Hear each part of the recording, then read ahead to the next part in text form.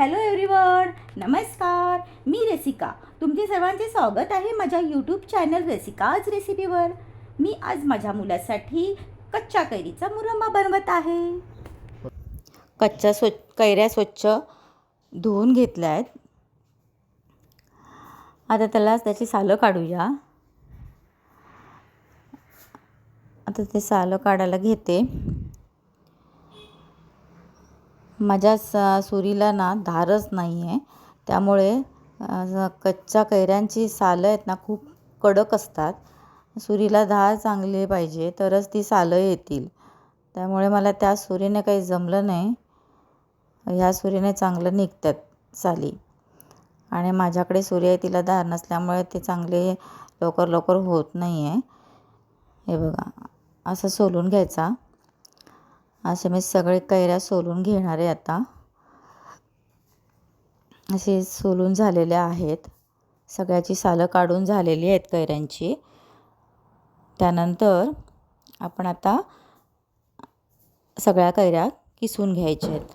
अशा प्रकारे हे बघा, असा बारीक किस आला पाहिजे.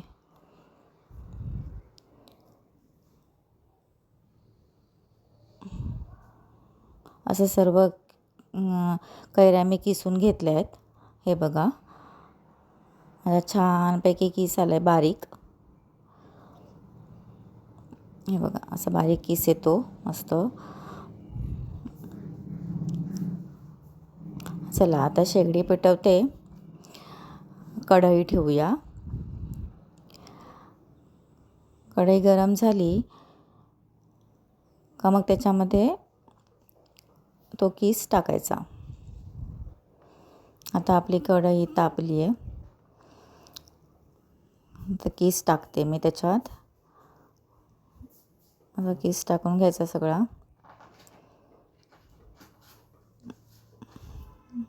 तर परतवून घ्यायचं. आता असा परतवून घ्यायचा चांगला.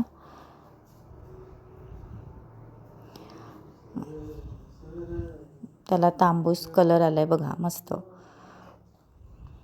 त्याला झाकण ठेवायचं. 2 मिनटं झाकून ठेवायचं.